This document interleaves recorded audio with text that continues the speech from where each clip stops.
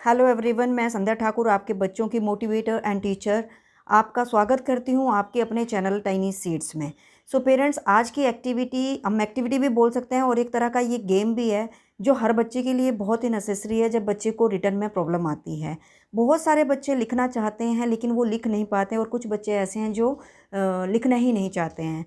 और इस एक्टिविटी के थ्रू आपके बच्चे की प्रॉब्लम, अगर बच्चा लिखना नहीं चाहता है या लिखता है पर बहुत ज़्यादा लाइट लिखता है, कुछ इस तरह से जो मतलब हमें दिखता ही नहीं है।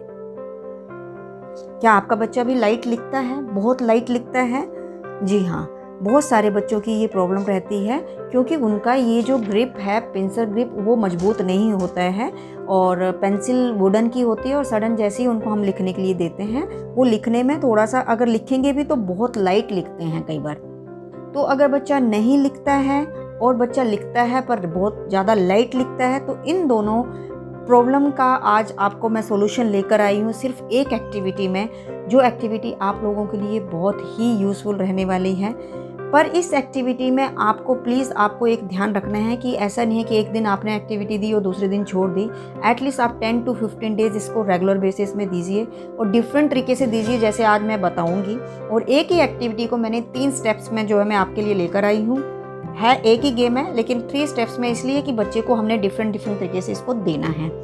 और विश्वास कीजिए, आपका 15 दिन के बाद आप अपने बच्चों में रिजल्ट देखेंगे कि उसका पेंसिल ग्रिप अच्छा हो रहा है और वो लिखने में इंटरेस्ट ले रहा है। तो शुरू करते हैं आज की एक्टिविटी जो मैं 3 स्टेप्स में लेके आई हूँ। ऐसी कौन सी है वो एक्टिविटी जो आपके बच्चे की लिखने की प्रॉब्लम को करेगी सॉल्व।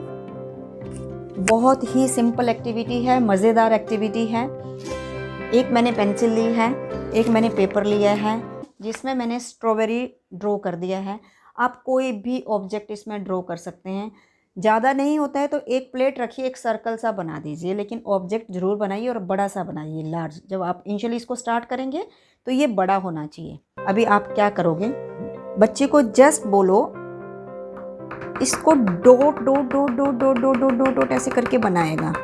वो बिलीव कीजिए, अगर हो सकता है तो आप वुडन के टेबल में इसको रखिए जैसे कि मैंने रखा है। इसका रीज़न ये है कि वुडन के टेबल में बच्चों को जब इसकी साउंड आती है तो वो बहुत मज़ा करते हैं। और साथ में आप भी बैठिए प्लीज़ और आप भी ये एक्टिविटी कीजिए। और जब ये पूरा भर के आता है ना, और जैसे बच्चे का हाथ अगर लाइट चल रहा है तो वो ट्राई करेगा आपकी एक्टिविटी को देख के, आपकी गेम को देख के, कि मैं भी मम्मी या पापा की तरह इसको डाक करूं। कोई भी एक्टिविटी अगर आप देते हो तो उसमें थोड़ा सा इनोवेटिव होना बहुत ज़रूरी है क्योंकि बच्चे हमारे बहुत छोटे हैं, इसलिए वो कुछ करना नहीं चाहते हैं। अगर सीधा आप बोलोगे कि नहीं लिखो बेटा, वो नहीं लिखेगा। तो थोड़े दिन आप ये सब चीज़ें करके देखिए और आपको दोनों ही प्रॉब्लम से निजात मिलेगी, ये मैं गारंटी के साथ बोलती हूँ। बच्चों को इस पिक्चर को कम से कम भी 15 से 20 मिनट लगेंगे भरने में, तो आप 15 मिनट्स के लिए अपने बच्चे को एंगेज कर रहे हैं एक गेम में जिसको वो बहुत मज़े से करने वाला है। बट यहाँ पर मैं आपको ये बताना चाहूँगी कि प्लीज़ थोड़ा सा ध्यान रखना, जब भी आप ये दोगे तो कहीं ऐसा ना हो कि पेंसिल वो अपने हाथ में मार ले। तो इस चीज़ का आपको ध्यान रखना पड़ेगा। आप साथ में बैठो थोड़े दिन के लिए। अब आप ये देख सकते हो कि जब ये पूरा करने के बाद ये कैसे उभर के आता है, कितना डार्क लग रहा है, कहीं लाइट लग रहा है। तो बच्चे को बोलो कि वो डार्क से डार्क इसको करेगा। और बिलीव मी पेरेंट्स, आप 15 दिन में आपके बच्चे का जो रिटर्न है उसमें आप इम्प्रूवमेंट देखोगे। एक्टिविटी का ये फर्स्ट स्टेप हो गया हमारा। अब हम इसको सेकंड स्टेप में लेके चलते हैं। पहले तो हमने एक बड़ी सी इमेज बनाई स्ट्रॉबेरी की, उसमें बच्चे को रैंडम हाथ आपने घुमाने के लिए बोला। अभी हमने उसको थोड़ा सा कंजस्टेड करना है सो दैट उसके हाथ का भी कंट्रोल आए।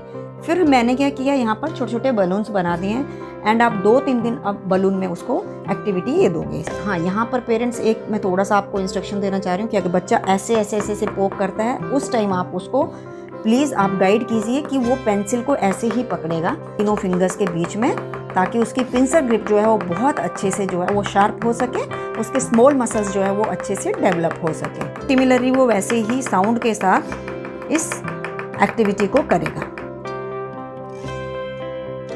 कुछ इस तरह से बन के आता है ये। अभी जो हमारा इसी एक्टिविटी का थर्ड स्टेप है, बहुत छोटी छोटी मैंने शेप्स बनाई हैं।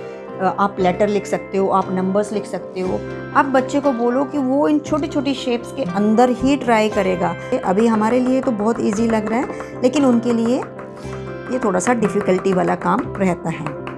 तो आप उनको दीजिए और प्लीज़ वुडन टेबल में ही दीजिए। मैं दोबारा से आपको सजेस्ट कर रही हूँ सो दैट उसकी जो साउंड है उससे बच्चा बहुत अट्रैक्ट होता है और उस साउंड को सुनने के लिए वो बहुत जल्दी जल्दी पॉप करता है पेंसिल को। सो पेरेंट्स, ये थे एक ही एक्टिविटी के 3 स्टेप्स। होप करती हूँ आपको ये तीनों स्टेप्स बहुत पसंद आए होंगे। आप इस तरह की एक्टिविटीज़ ऑर्गेनाइज कीजिए, समर वेकेशन में ही आपके बच्चे की प्रॉब्लम सॉल्व हो जाएगी। और पेरेंट्स, अगर आपको ये एक्टिविटी थोड़ी सी भी पसंद आई है तो प्लीज़ आप सजेशन बॉक्स में कमेंट ज़रूर कीजिए ताकि मैं आपके बच्चों के लिए और भी अच्छी एक्टिविटीज़ ला सकूँ। और चैनल को ज़्यादा से ज़्यादा शेयर कीजिए, लाइक कीजिए और हमारे चैनल टाइनी सीड्स को सब्सक्राइब करना ना भूलें।